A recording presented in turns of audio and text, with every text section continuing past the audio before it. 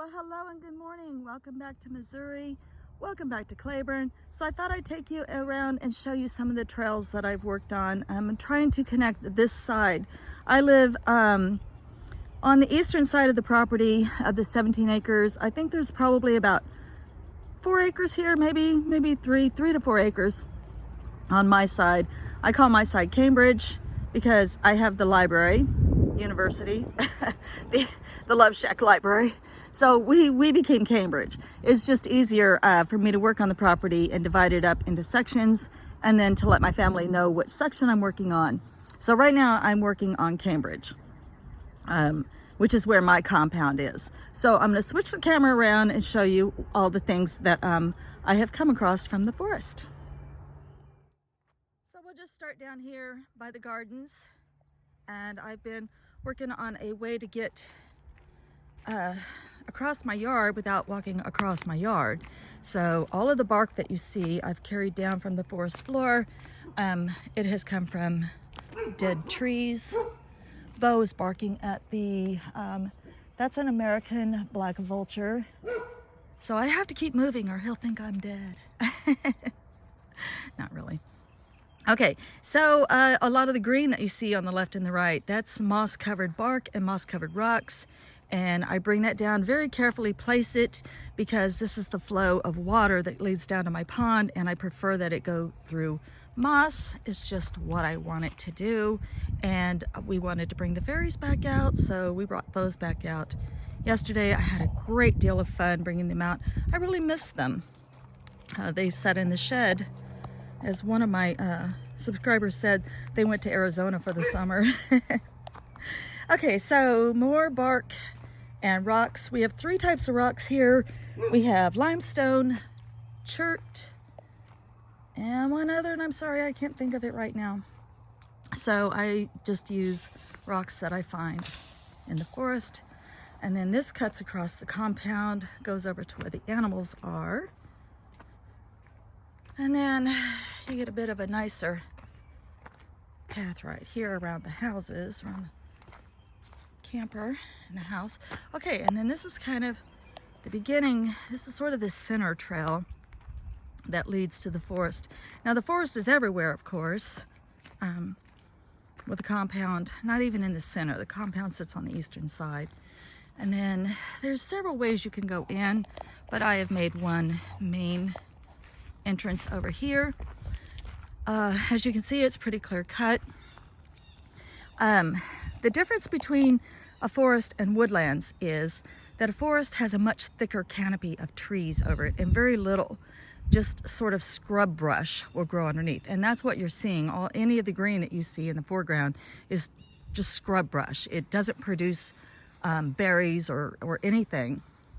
It doesn't get enough sun, but the shrubs themselves just reach out and grab onto you, and they're all thorny. Pretty much all of them have thorns. They are invasive rose, blackberry, and gooseberry. And then lots and lots of baby trees that are smaller than your pinky, that are very annoying, and you trip on them. And so I actually get down and cut all of that away. I clear cut it. And then I go through the first time and I rough cut it. So that's what I call trail blaze. And I go back in later and I clear cut it and widen it so that the ATV can come up through here. So this was the first trail that I ever blazed. This is the one that leads you to the Moon Shack. If we were to make a hard left there, that would lead you on up there. I still need to widen that for the ATV, but this one's nice and wide. This one's brand new. This leads you to the pond and lovers. So we'll go down here and see what's up. Very wide, very clear, very safe now. Nothing to trip on. I've managed to get the brambles off the path so it doesn't hurt my dog's feet anymore. And we can come up here now with the ATV. This kind of dead ends here because, one, it's too close to that road out there and my neighbors. So we're going to leave that thick and natural on the far side. And this right here in the front, I'm probably going to put, well, I have something in mind I'm going to put there. I'll show in another video. But we're going to make a hard right. And you can see how nice and wide the trail is. That's what I love. Nothing to reach out and grab your clothes, nothing to snag you, no way for the ticks to latch on. And then if the floor gets cleared, then you don't have to deal with chiggers, which is horrible. You couldn't come over in this part of the property without it being cleared. That is Fernando, and he wants you to come dance with him. See his little arms? See his arms? So Fernando wants you to come dance with him. So when I find a tree, sometimes a name just, I mean, it literally just pops in my head, and that's it. That's his name. So he welcomes you to this part. He reminds you to shh, be quiet. The lovers are down here, and you don't want to startle the fairies. So we'll walk quietly past the fairies. You don't want a pissed off fairy. Okay, then we keep going down, and I'll show you the lovers. I love these trees. I need to get out my tree book and find out what kind of trees they are, but we just call them the lovers. So this grapevine stops you so you can respect their privacy. But they're so beautiful, aren't they? Look how entwined she is in him. His arms are holding her steadfastly. Now this is truly shinrin-yoku, which means forest bathing, which is what you're supposed to do when you walk in the forest, is just stop and absorb things. They can just sort of absorb the gracefulness of her as she is supported by his steadfastness.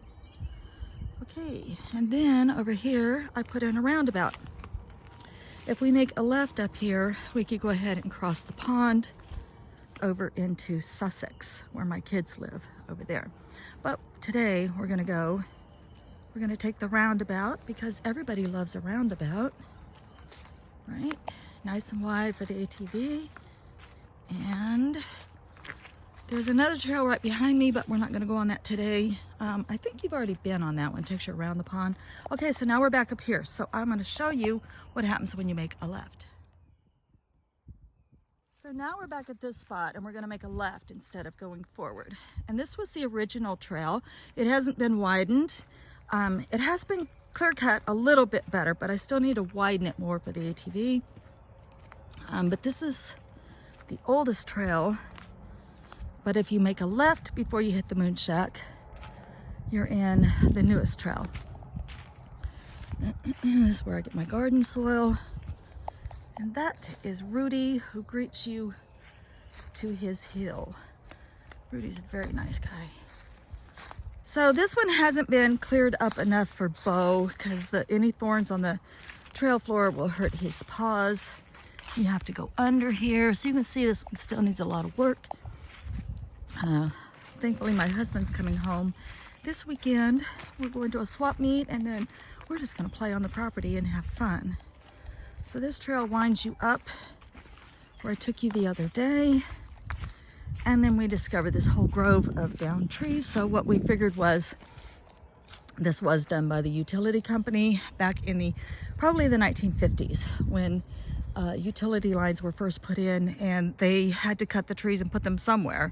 So they pulled them over here on our property. Don't know why they cut those 3 cedars over there. I think they messed up and then realized, oops, we're supposed to be out there. And so those trees have probably been here since the 1950s. Okay, this hasn't been cut through, but I'm gonna take you around the moon shack real quick, because we don't go up there very often. Now, of course, you wouldn't want to do this in the coming weeks when the ticks come out and the chiggers. You just don't want to be up here, because it can be dangerous to your health. They can make you very sick. Okay, there was barbed wire.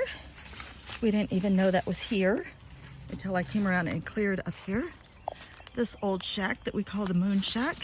It's what we used to store everything in until we got a compound built. So we stayed in the camper and stored our stuff in the moon shack. So this is pretty cool.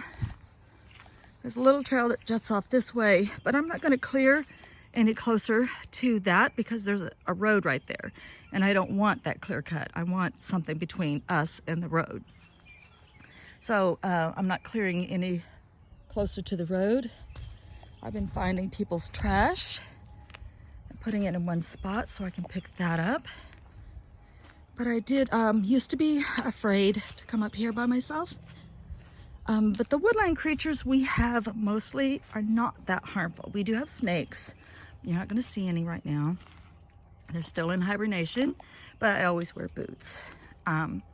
We have a lot of woodpeckers, especially the larger, I think the larger ones are the downy woodpeckers, and then we have lots of blue jays, and then the furry creatures that we have mostly are groundhogs, which is the same as a woodchuck.